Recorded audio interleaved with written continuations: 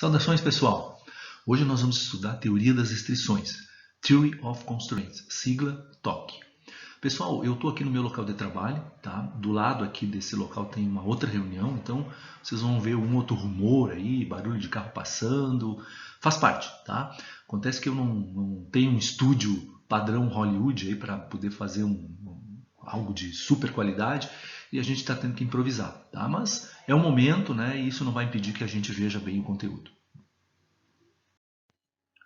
Pessoal, a teoria das restrições teve início com o Dr. Eliyahu Goldratt, famoso por ter escrito livros, depois vocês vão ver aqui, sobre este assunto, tá? E também é chamado de outros nomes, manufatura síncrona, tá? E a ideia é um trabalho para atingir metas desafiadoras na empresa, tá? Vocês vão ver o quanto ela ajuda, tá?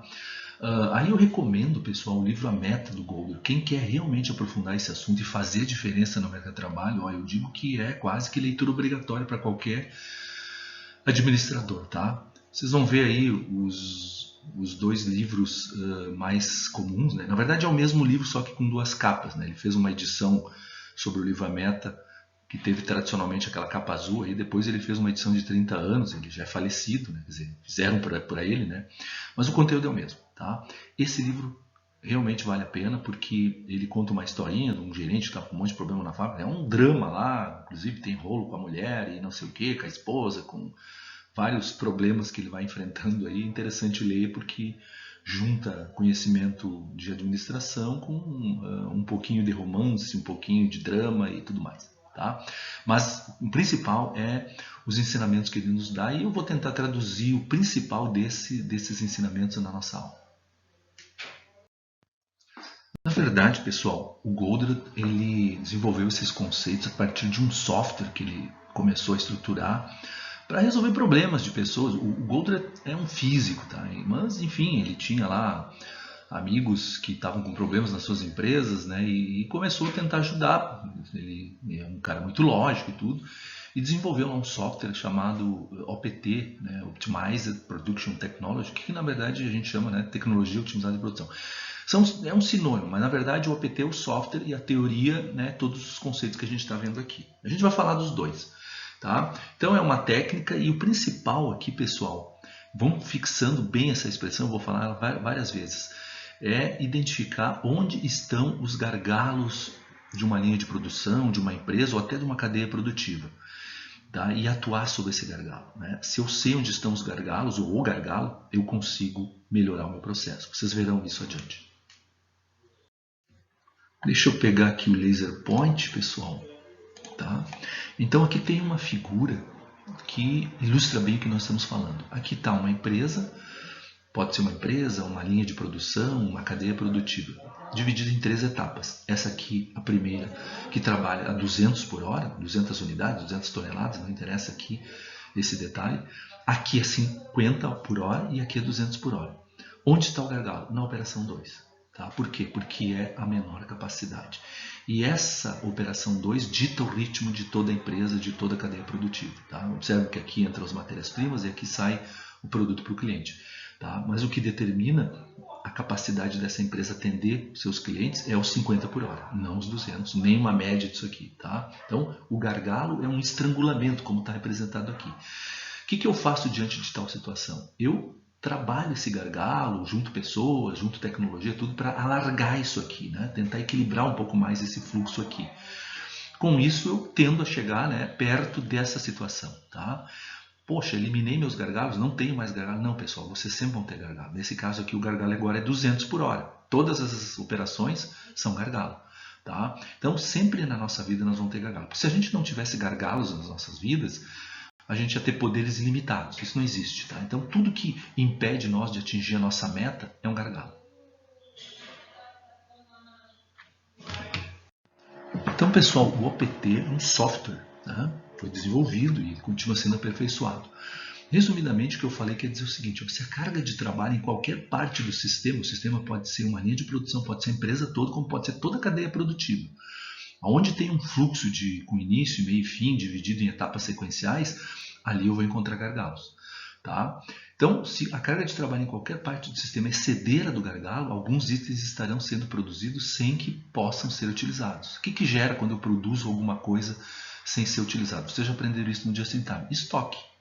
Vai ficar parado num canto, vai me gerar custo, vai material parado, possibilidade de deterioração, uma série de problemas que vocês já viram lá no Just in Time, nas operações enxutas. Se a carga de trabalho cai abaixo do ritmo do gargalo, todo o sistema fica subutilizado. Então o certo é eu sempre trabalhar o mais perto do gargalo possível, né? E eu tenho que identificar onde é que ele está. Então a capacidade do gargalo determina a capacidade do sistema. Uma vez que os gargalos tenham sido localizados, pessoal, o OPT programa automaticamente a atividade de trabalhadores, máquinas e ferramentas nos centros de trabalho que formam esse gargalo. Tá? Então, a vantagem do software, assim como dos softwares MIP e outros, é, nesse caso aqui, identificar o gargalo e já sincronizar todas as operações, pessoas, né, carga de trabalho, para usar ao máximo esse gargalo. Bom, pessoal, como proceder então? Como é que eu faço para trabalhar com a TOC? Estou dando uma sugestão aqui. Então, tem vários passos aqui que são fundamentais e que vocês vão ter que prestar atenção. Primeiro trabalho, pessoal. Vocês estão lá de gerente de produção e eu quero trabalhar para melhorar minha capacidade de produção, enfim, vender mais e tudo. Então, a primeira coisa é medir a capacidade de produção real das operações na fábrica. Tá? E a real que eu digo é o que realmente eles estão produzindo. Não é, às vezes, aquilo que a gente compra do fornecedor, enfim. É aquilo que realmente eles conseguem na prática. Isso tem que fazer um levantamento. Tá? O pessoal da engenharia é muito bom em fazer isso, mas às vezes, né, como já falei para vocês, não tem engenheiro, quem vai ter que fazer o levantamento é o administrador. Identificar a operação mais lenta. Esta é o gargalo. Tá? Sempre tem uma que vai ser a de menor capacidade de produção, ou maior lead time. Você já sabe o que é lead time, tempo de operação, para fazer uma unidade ou um lote de unidades. Então, o que vai acontecer aqui? Tá? A operação de menor capacidade é o gargalo. Sempre vai aparecer uma. Reúne a equipe, o bom é ouvir ideias, né, para discutir as maneiras de aumentar a capacidade de produção do gargalo. O livro do Goldratt dá um bom exemplo disso aí. Né? Ele reuniu toda a equipe, os caras, vamos automatizar, vamos ampliar a jornada de trabalho, vamos trabalhar hora. Enfim, tem um monte de formas para fazer isso aí. Tá? A gente tem que ver, claro, as mais econômicas e as mais inteligentes. Depois que a capacidade é aumentada, então, né, certamente, eu digo certamente, pessoal, a produção da fábrica inteira será aumentada, porque é o gargalo que dita tudo. Bom, seguindo, pessoal, a etapa 5 é identificar agora a próxima operação mais lenta e repetir todo esse processo. A gente chama isso de melhoria contínua, ou aperfeiçoamento contínuo. O Goldratt colocava isso nos livros dele. Não dá para parar. Claro que depois vocês vão ver que tem uma ressalva ali no final que eu faço. Mas sempre identificar a próxima operação mais lenta. Né? Eu eliminei os gargalos, eu vou ter um outro que vai passar a ser o gargalo. Né? Uma segunda operação mais lenta, depois a terceira e assim. Claro que eu tenho que ter recursos para isso e, como eu falei, fazer de forma inteligente. O inteligente eu vou dar um toque no final daqui a pouco. A produção da fábrica aumenta então à medida que a capacidade de cada gargalo é aumentada. Tá? E aí eu vou indo até o limite dos meus recursos. E esse procedimento então resulta em um aumento substancial da capacidade de produção com pouco custo adicional. Tá? Muitas vezes, pessoal, não há necessidade de investir em mais máquinas, às vezes alguns arranjos na alocação de pessoas, na forma de posicionar os layouts, a gente já estudou isso, na forma de economizar movimentos, enfim, a gente também vai estudar isso. Quer dizer, existem formas baratas de se fazer. E aí, tudo que é barato de se fazer e aumenta a minha produção e, por conseguinte, a minha possibilidade de ter mais lucro, sempre é bem-vindo na empresa. Vocês sabem muito bem disso. E vocês são os caras para fazer isso aí. Só um cuidado, tá, pessoal? Esse procedimento que eu estou propondo para vocês, ele pressupõe que há demanda para maiores capacidades de produção. Ou seja, a empresa só vai aumentar quando ela tem certeza da demanda. E aí voltem lá atrás naquilo que a gente aprendeu em previsão de demanda. Eu tenho que ter certeza que tem demanda, porque dentro de uma cadeia produtiva, se eu não encontro demanda para o meu produto, não adianta aumentar a capacidade produtiva. Não adianta eu atacar, de repente, a não ser que o gargalo esteja muito menor que a demanda. Aí sim, mas chega uma hora que eu igualo o gargalo à demanda. E aí aumentar mais que a demanda não é inteligente. Eu vou ter estoque, eu vou produzir para não vender. Ok? Pessoal, a filosofia fundamental da TOC é a melhoria contínua do desempenho. Tá? Já vimos isso. Tá? Sempre eu vou tentar achar um gargalo atrás do outro, tá? Até o limite da minha demanda. Então, em vez de medições contábeis tradicionais, custo unitário, percentual de utilização do pessoal e equipamento, são usadas 3 novas medições que a gente já vai ver. Pessoal, a TOC ela não nega essas medições contábeis que vocês estão aprendendo na parte de finanças e tudo mais. Tudo isso ajuda, mas a TOC é mais simplista. Essa tem sido uma das grandes vantagens desse modelo. Ela simplifica as medições, né, e vocês vão ver agora o porquê disso. A primeira medição é o ganho, é a taxa em que o dinheiro é gerado pela venda de produtos, ou a velocidade que o produto vira dinheiro. Isso está relacionado à minha demanda, a importância de identificar a demanda, e a minha capacidade de venda. Tá? Depois, inventário, o dinheiro investido em estoques e ativos. De novo, um pouquinho diferente da contabilidade tradicional, estoque e ativo aqui são coisas levadas num mesmo grupo, que é chamado de inventário. Tá? Estoque e inventário a gente já mais ou menos sabia. Né? Agora a questão dos ativos, minhas máquinas, minhas instalações, meus prédios, tudo isso entra junto também. Tá? Eu gasto, eu tenho investimentos nisso aí, vai ser levado em conta. E a despesa operacional é o dinheiro gasto em converter inventário em ganho, pessoal. Ok, eu tenho matérias-primas, eu preciso de mão de obra, eu preciso de energia, gastos gerais de fabricação para fazer a matéria-prima virar um produto final e lá ser vendido. Né? Vou ter que ter logística, vou ter que ter departamento de vendas.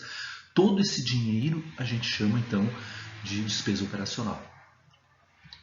A meta é aumentar o ganho reduzindo o inventário ou a despesa operacional. Por isso o livro A Meta. Né? A meta sublime, principal de uma empresa é aumentar o ganho. Ou seja, eu ganhar dinheiro com maior velocidade. Para quê? O que eu vou fazer, né, para conseguir chegar lá? Reduzir o inventário e ou despesa operacional. Pelo menos um desses, se possível os dois. Pessoal, princípios da TOC retirados lá do livro do Golder. Tá? Os principais, tá? Para vocês terem presente. O foco deve estar no balanceamento do fluxo, não no balanceamento da capacidade. Vou explicar. Tá? Pessoal, balancear a capacidade é simplesmente chegar lá, eu tenho uma máquina que pode fazer, que nem vocês viram naquele exemplo da figura, né, 50 por hora. Eu tenho uma outra que faz 200 por hora. Então eu vou fazer todo mundo 200 por hora. Legal, balancei a capacidade, aparentemente estou no caminho da solução. Mas não é só isso, pessoal. O fluxo ele é determinado pela tua demanda. Então, se a tua demanda não chega a 200 por hora, tá? A tua demanda é 100 por hora, por exemplo, tu aumentar a capacidade, né? Balancear a capacidade para 200 não vai gerar ganho maior para a empresa. A empresa vai continuar vendendo os mesmos 100 por hora. Tá? Então, o fluxo é determinado pela demanda. Eu tenho que estudar muito bem a minha demanda, por isso que a gente aprende isso na nossa disciplina. Tá? E com isso, sim, aí fazer o balanceamento do fluxo por toda a empresa. E aí, por isso que muitas vezes a gente nem precisa investir em incremento de capacidade, né? Em grandes máquinas ou automatizações.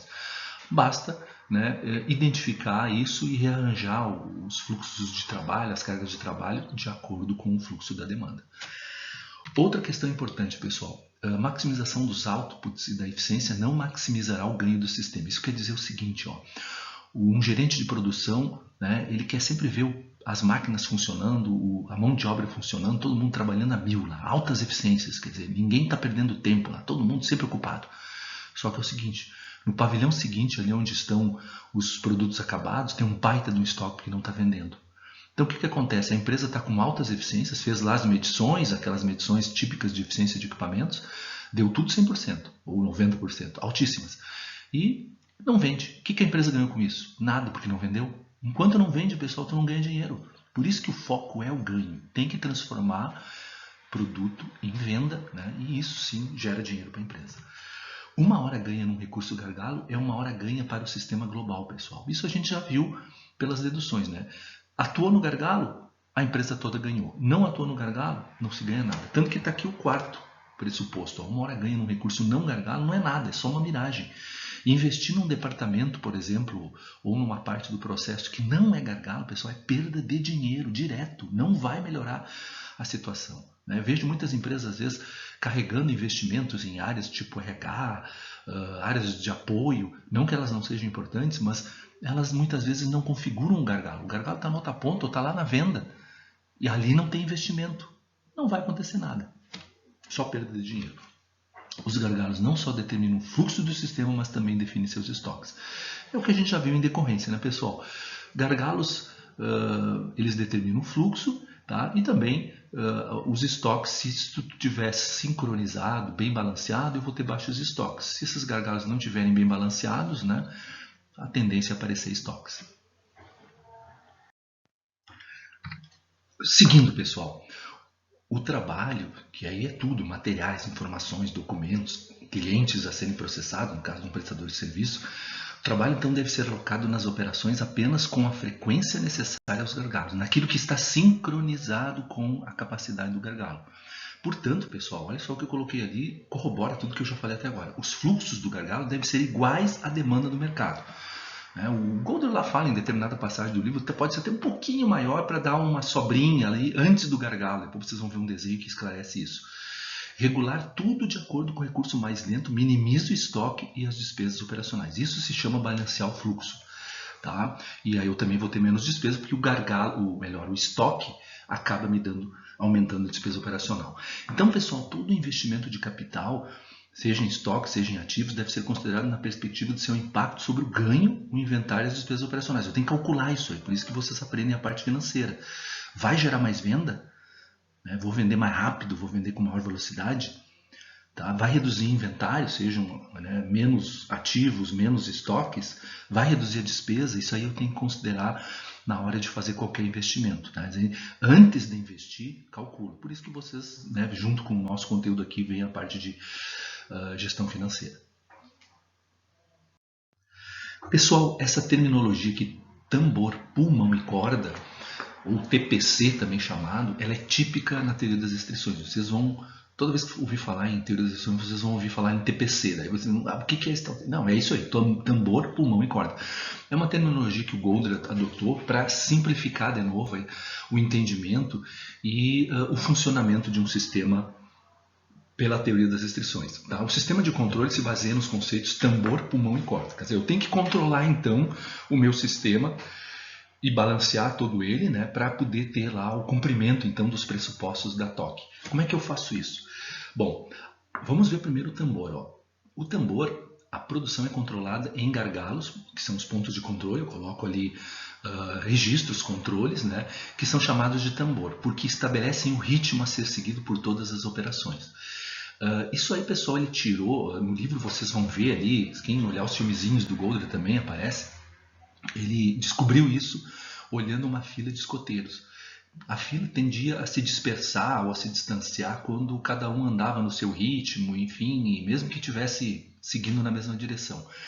Mas para eles cumprirem lá a meta de chegar a determinado ponto da caminhada em determinado tempo, num tempo mínimo, tinha que ter o tambor para os caras marcharem. É como numa tropa. Se todo mundo bater o pé no chão ao mesmo tempo, e há uma forma de tu fazer isso através de um tambor, tocando o tambor, a tendência é que todo mundo vai chegar ao mesmo tempo no mesmo ponto. Tá? Então, quem é o tambor? Tá? O gargalo. Tá? No gargalo eu tenho que ter lá o ponto de sincronia com todos os demais. Tá? Então, o tambor fornece o programa mestre de produção. Observe, a gente já estudou isso. Tá? Um plano mestre de produção, ou programa mestre de produção, ele tem que ser feito, é o ponto de partida de tudo. Mas ele tem que ser coerente com os gargalos de produção. Eu não posso ter um plano mestre de produção que desrespeite o meu gargalo. Tá? Então, ali que vocês vão já começando a vincular com outras partes que a gente já estudou anteriormente.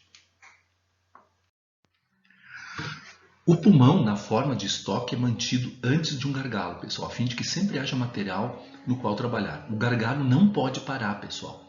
Depois, no exemplo, isso vai ficar mais claro, só deixa eu terminar aqui a explicação, e eu vou dando mais alguns elementos para vocês. Esses pulmões garantem a segurança de que as promessas de entrega aos clientes possam ser feitas com confiabilidade. Claro, como é que eu sei? Vocês já viram isso, várias vezes a gente falou em aulas anteriores. Como é que eu garanto confiabilidade para o meu cliente? Entrega no prazo certo. Tá? Quem determina isso? Tá? O meu gargalo. Tá, mas e se der algum problema na empresa e tudo mais? Esses pulmões vão fazer esse papel de dar uma certa segurança. Por exemplo, se houver uma parada em uma etapa antes do gargalo, o mesmo ainda permanecerá funcionando durante algum tempo. Não eternamente, eu não faço grandes estoques nunca, que nem no dia sentado. Estoques modestos, estoques de segurança básicos ali para poder ter durante poucas horas ali algum tipo de pulmão. Só isso, não se pensa em grandes pavilhões, em grandes áreas de estoque. Então, pessoal, a corda é alguma forma de comunicação, como por exemplo uma programação computadorizada ou não, pode ser com papel, pode ser com mecanismos mais simples, mas desde que ela seja comunicada no sentido inverso do processo para impedir que os estoques se elevem para coordenar então as atividades necessárias e sustentar o plano mestre de produção. Tá? Isso assegura a produção puxada, como no JIT. Aqui também é produção puxada, pessoal.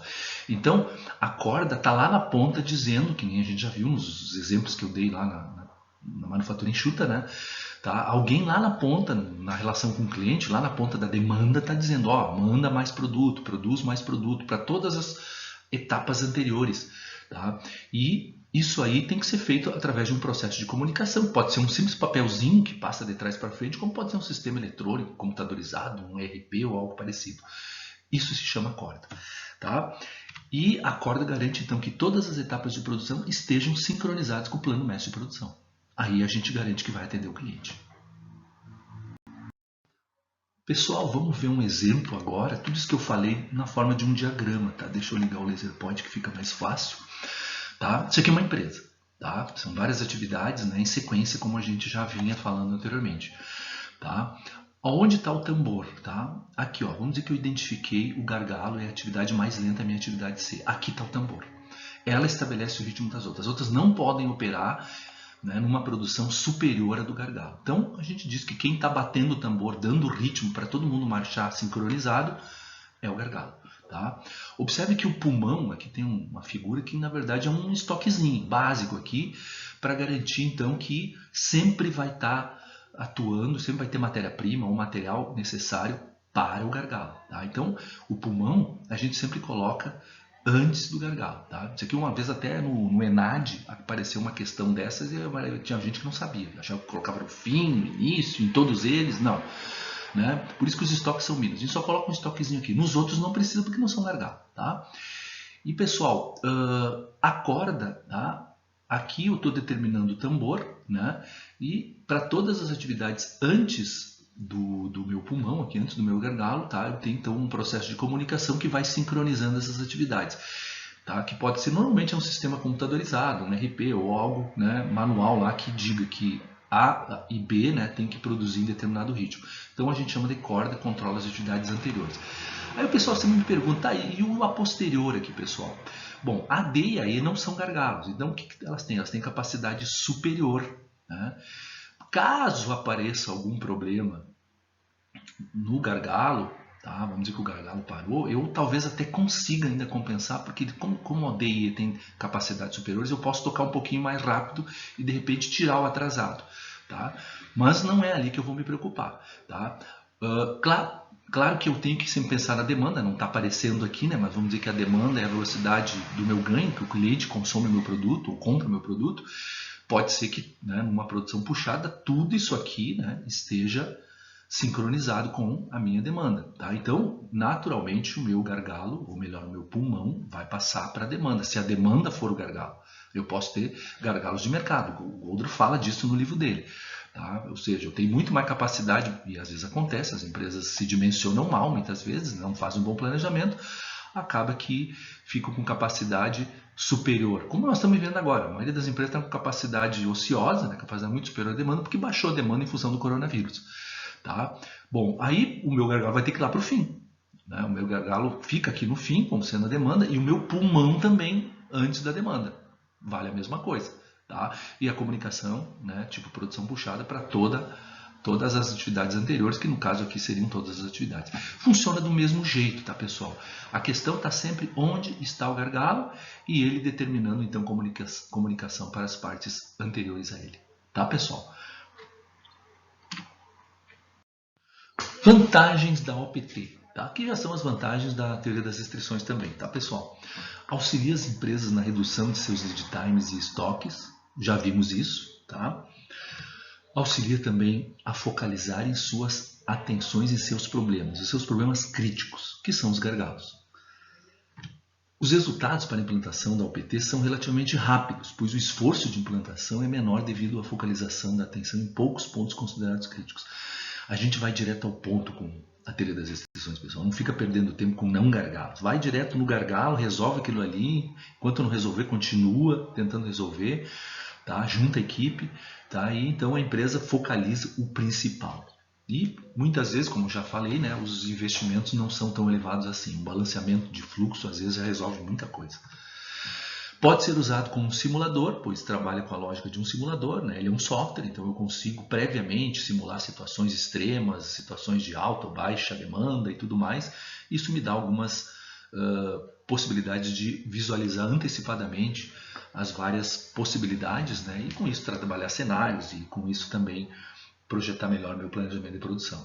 Restringe a necessidade de dados com alto nível de acuidade, já que apenas os recursos gargalos demandam dados absolutamente precisos. É no gargalo que eu vou me focar sempre e é ali que eu preciso medir bem. O resto, né, não precisa ser tão preciso.